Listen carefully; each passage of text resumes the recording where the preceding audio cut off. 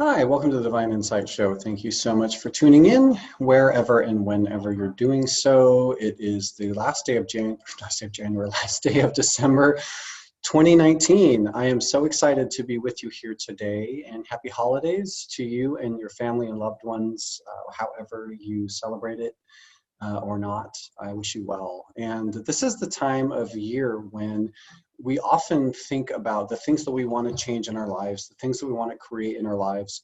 And we use a term often for doing that sort of process, which is to have a resolution. And I think it's really important to talk about resolutions, but I want to use a different word for it than resolution. I think resolution has a lot of energy associated with it. There's a lot of failed experiences that people have had with resolutions. And so I want to kind of change that terminology a bit and language around it. If you have had nothing but positive experiences with the term resolution, then feel free to use that in your life and in your day. I think the purpose of this show today and why I actually channeled this topic a couple of weeks ago for the goal of this show was to help us all in developing the type of energy exchange and co-creation exchange with the universe that is more meaningful and powerful than sort of, quote, just a resolution. And I think the reason for that is we often are setting ourselves up for failure with much of the ways in which we create goals for ourselves. For example, go to any gym in the next 3 weeks and it will be packed with people both working off holiday weight, but also working through their resolutions. And I guarantee that most people have created this resolution that they work out every day. They say, I'm going to work out every day because I want to meet my goal weight, which is X. I think if your resolution is to work out every day, then that might not be realistic. Unless you already do that and you know that it's feasible for you and reasonable for you to do that, then certainly meeting that goal might be possible. But what I think is so important to think about when we create goals is that we create goals that are within reach. And part of the reason for that is when we set ourselves up in a way to create what we want, and even if we actually absolutely want it and we don't meet that goal, it can be worse for us in the devastation and despair and that we feel. So somebody that might have set a goal to work out every day might do so really, really well for a couple of weeks and then don't go in one day and then suddenly feel like they're a failure and why go in the next day, and suddenly they're going in less than if they would have just said, I want to set a goal for 2020 where I go in the gym twice a week. No matter what I do, my goal is to go to the gym twice a week, doing whatever it is that I want to do there, or something like that might be more reasonable and sustainable. I think when we create goals that are meaningful, that are ones that we can meet, then we can feel better about ourselves for meeting our goals, and then we can set new goals.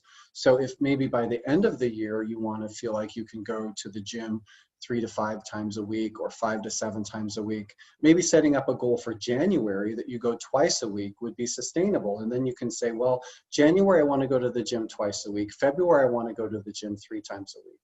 So maybe set yourself up in a way that could be more successful and sustainable for you. What I also want to think about is the types of goals that we don't often think about. Some of the things that we think about with our other sort of bodies, not just our physical body, but what about having a spiritual resolution for ourselves? Maybe I can set up a goal that says, I want in 2020 to create a relationship with spirit that is meaningful, that is specific for me, that is trusting, loving, and that I can know that I am more consciously on my path than I felt I was in 2019. Maybe a goal for 2020 could be something like that, where I say, I really want to have a conscious relationship with the universe in a new way. Maybe I don't feel connected. Maybe the end of 2019 has been really rough for me, and I know it's been rough for a lot of people. We've had so much chaos, particularly around this last new moon, the last transition, for our solstice, for the winter solstice is one of the most powerful that we've felt in the world. And maybe I just want to like have some more time for peace and tranquility in my life. So a goal might be I want to love myself more in 2020. I want to, by the end of the year, know that I have value and treat myself as if I have value. I think, when we set ourselves up for failure, and this is true for me in my life for many years as somebody in active addiction, both with alcohol and also drugs, that it's something that is just devastating to set yourself up for this somewhat realistic goal of I want to be clean and sober, and then having the addictive patterns show up and thwart your progress by having a relapse into alcohol or drugs. And it's just devastating to go in this ride up and down, up and down. And so what I have learned both about myself and my own recovery path, which has not been a straight line, where I have had ups and downs, and that to recognize that because I have a time where I might have relapsed with alcohol, that doesn't mean I'm a failure. It doesn't mean that it's impossible for me to have any kind of recovery, but that the sooner I get up and try again, the better I will feel. And that can be true for any sort of goal related to substances that we might be consuming. For example, if some of our might have a goal to reduce sugar or to cut sugar out. So I guess my point is that I think when, instead of setting a goal that's 7 steps from where you are right now, setting a more realistic goal that's maybe a few steps higher than you are. So for example, if you're a drinker and your goal is to not drink in 2020, maybe you set the goal of not drinking every day in 2020. Maybe you say, well, instead of drinking every day, which has been my pattern, maybe it's not a lot, maybe it is, but maybe I drink a couple of glasses of wine with dinner every day, and maybe I want to reduce that. So rather than saying I'm not going to drink any wine at all in 2020, which really, realistically might not be realistic for everybody, is to say, okay, for January of 2020, I'm only going to drink 5 times a week. And I'm not going to drink to the point of getting drunk. Maybe I will have a goal of drinking a glass of wine with dinner, or maybe a glass of wine after, if that's my alcohol of choice, almost a drug of choice, same thing. But the point is to say, maybe just lowering it rather than eliminating it, because sometimes that just isn't feasible for everyone to do, and it might be even harder than reducing it slowly over time to the point where it's not even in your process. So maybe, and if we think about patterns, we often know from the psychological addictive patterns in our bodies that usually things, and this is true for most patterns that we have, it takes about 21 days to change a pattern.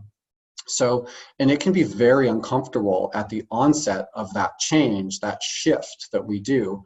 But what we also know is that when we support ourselves by telling ourselves, I deserve health and wellness, my goal is health and wellness, and in order to feel healthier, I want to reduce my alcoholic intake. So I'm not going to necessarily eliminate it unless I'm so far into my drug addiction, if that's where I'm experiencing that I need to. But my point is, if you're a casual drinker, reducing it a little bit over time might be more helpful. So drinking 1 or 2 days less a week might be helpful than just saying not at all. Also with food, deciding that you're going to change your diet entirely, on X day, January 1st, isn't necessarily realistic. If you look at your health patterns and food patterns over the last 6 months, maybe it might be more realistic to say, okay, my goal is to become a vegetarian, or to reduce the amount of red meat that I eat, or produced meat. Look at the source of foods, for example, things like that. So just maybe say that you're able to do that a couple of days a week, and then see how that goes. And within a few weeks, over time, what you'll notice is it's actually much easier to do things in incremental steps than to take a huge step forward, or in some way, because what happens is the bounce back, if we don't meet our goal, can be more harmful. For example, some of us, like myself, have had experiences where a pattern shows up, and part of my pattern is to have the feelings of not being enough or deserving to suffer was as much of my addiction as the addiction itself. And so the negative self-talk that I had about myself after a relapse was as much as what I felt I deserved as not being healthy by way of full-time abstinence, for example. So look at those goals. So again, health, think about, if your goal is to improve your health, then you can set a specific goal for your physical body, your mental body, your emotional body, and your spiritual body. So physical body, think about the exercise component. If you don't exercise at all, it's not necessarily feasible to say, I'm going to start exercising every single day, but maybe, I'm going to go to the gym twice a week, and I might exercise by going on a walk 3 times a week for 30 minutes.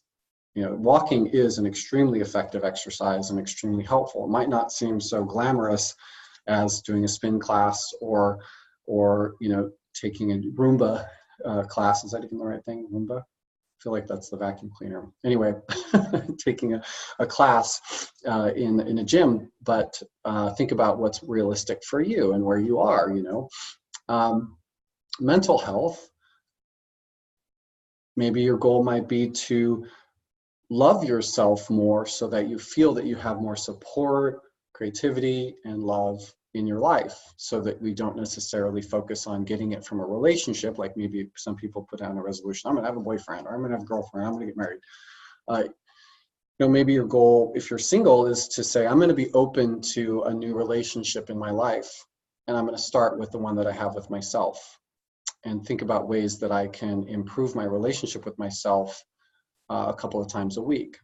Maybe, I think the other thing that you can think about is setting up goals that are regular as far as check-ins. Maybe you tell yourself, okay, I'm going to start with several different goals that are reasonable, realistic, sustainable, incremental for my life in X number of ways. And at the end of the month, of each month, I'm going to check in with myself on how I'm doing with each of these goals, not to punish myself for not meeting my goals, but to reinforce my desire to create goals in my life that I can meet that make me feel better about myself. I think there are so many of us that are stuck in patterns of self-abuse, self-harm, self-destruction, where that's why goals for myself have not been particularly helpful, because I've usually just not met them, and then I've been frustrated and angry, or I don't even start. It's just been really kind of interesting in my own process. But I think now I have a bit more sense of who I am and what I'm capable of and what I'm willing to do. And sometimes I am willing to take the big step to let go of something entirely, and it finds its way to be sustainable to me.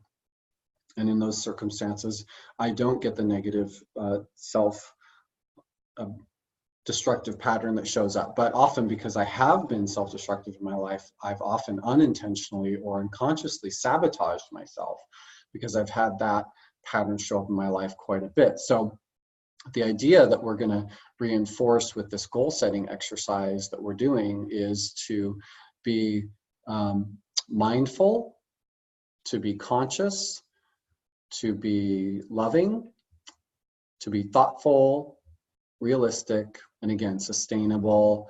And then I think when you do that sort of a goal in your life, it can be much, much more fulfilling when you meet them, because what you're showing yourself is that you're still committed to your overall health, which is coming up for you, later in greater quantities and greater abundance. But that what you're not willing to do is to sacrifice yourself in the process. So, it can be as much as setting a goal to allow yourself to have some reflective time for yourself each day in meditation, or to create some co-creative time in your morning, for example, to say, okay, I'm going to spend 20 minutes each morning after I get up, while I'm having my coffee, just sitting with myself and being present and breathing. and maybe setting an intention for the day or something like that. I find that to be incredibly helpful because it sets me up for success in the day, rather than just running through the day from the moment I wake up. There were years, there was over a decade where I worked from 7 to 4. I got up at 5:30, between 5 and 5:30 every single day. And it was go, go, go, go, go all the way, all day. Um, and it wasn't particularly healthy for me to do that, but I did it. And that wasn't when I was at my most spiritual. I was at my most symptomatic with respect to my PTSD and my ADHD, and my health issues weren't being addressed. My spine, for example, I wasn't even noticing the issues that I was having with my spine. I was just ignoring it. When we're not creating the time to reflect on ourselves, to take time to see how we feel, then what we are often doing, again, is like, if I don't know that I'm not okay, for example, if I have a problem with my body, and then I set up a goal of a physical thing that I can't do because I injure myself, then again, I'm setting myself up for failure. So you want to, again, think about where you are right now and be honest, authentic, and loving with yourself in the process. And I think you'll find that the goals that you set for yourself and are going to be much more fun in the first place, much more easy to do. And then once you meet your goal, then you're able to make another one and take that next step. So that's really all that I was thinking about with respect to the sort of resolution and process by which we create goals for ourselves. Other than this, I think focusing on relationships is so important. And I would think about whether or not it might be helpful for you to create a goal that relates to having more fulfilling relationships show up in your life. You're creating them. You have created every relationship that you have in your life up to this point.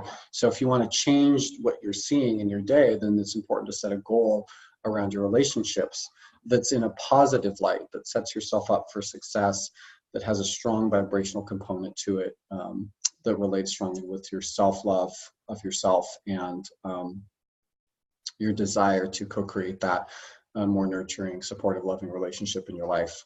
And I think you'll find that to be much better for you. So thank you so much for joining me this week. It's a pleasure to be with you. And if you are interested, you can check out my sessions page for more information about doing a distance session if you're interested in looking at your goals and or your energy patterns, maybe your unconscious beliefs that might be thwarting your success or progress in any given area. I'm happy to look at that with you and help you with that. You can look at my sessions page at divineinsight.com. You can also shoot me an email, travis@divineinsight.com. You can also tune in. I have an Instagram show that I do, show-ish, I should say. It's a live Instagram feed, which is @_Travis Taylor every Tuesday at 5:30 p.m. Pacific. And during that time, I open myself up to allow anybody with any question to join me at that time. And if you have a question, you just type that into the comment section, and I do distance readings and healings right there live every Tuesday at 5:30.